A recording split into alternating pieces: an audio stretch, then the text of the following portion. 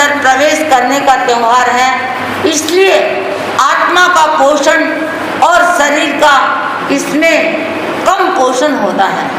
आत्मा का पोषण करने का मतलब हम उपशम की साधना करें, वास्तव में क्रोध, मान, माया, लोभ आदि को क्षीण करके अपने भीतर में प्रवेश करें। जो व्यक्ति बाहर जीता है और भीतर रहता है, वही व्यक्ति वास्तव में संवत्सरी महापर्व को मना सकता है।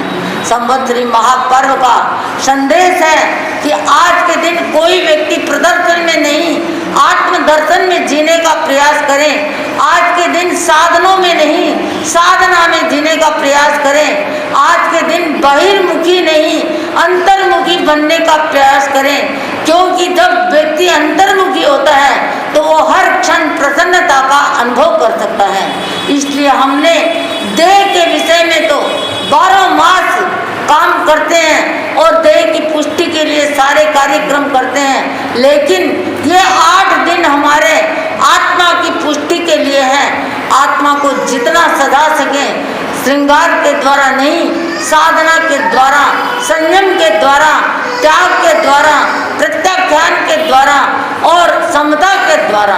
जो व्यक्ति भगवान महावीर को मानता है वो भगवान महावीर का अनुयायी है। उसका फर्ज है कि भगवान महावीर ने जब इतने इतने भयंकर कष्टों में अविचल रह करके अपनी आत्मा का पोषण करते हुए महाकर्म निर्जरा की थी और मोक्ष की ओर निकट हुए थे, तो हम भी उनके अनुयायी कुछ न कुछ वैसा करके अपनी आत्मा को साधे।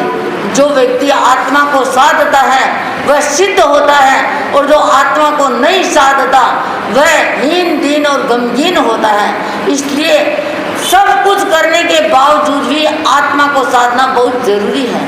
मैं एक छोटी सी बात के द्वारा बताऊं कि एक व्यक्ति था जो गाड़ी में जा रहा था और जाते जाते एक बहन बैठी थी। उसने कहा कि तुम, मेरी बहन चल रही है, उसको गाड़ी में बिठाओ। उसने बिठा लिया। थोड़ा दूर आगे गया और कहा मेरी मौसी चल रही है, उसको बिठाओ। उसने भी बिठा लिया। तो थोड़ी दूर के बाद में कहा मेरी नानी चल रही है, उसको बैठाओ गाड़ी में, उसको भी बिठा लिया। आखिर चलते चलते एक जगह उसके सगी जी मिले और कहा सगी जी को बिठाओ। उसने कहा कहाँ बिठाऊं, जगह नहीं है। तो क्या कहा कि ड्राइवर तुम उतर जाओ, मेरी सगी जी को बिठाओ।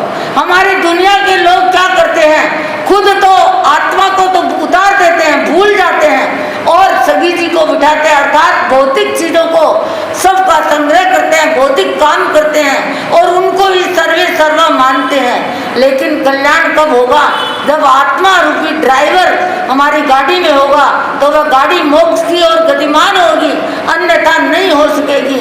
तो इसलिए आज के दिन आत्मा की साधना करें। दूसरी बात, आज के दिन सबसे बड़ा नवनीत हमारा कल निकलने वाला है, वो क्या है कि किसी से डर है, किसी से गांठ पड़ी हुई है, किसी के साथ में आप अनबोल रह रहे हैं, किसी का मन दुखाया है, किसी को कुछ शोषण किया है, तो उन सब को भूल करके आज के दिन हृदय से मिले और क्षमा याचना करें। तो इस सारे पर्व का सिरमौर तत्व है, जो मक्खन तत्व है, वो क्या है, क्षमा याचना है।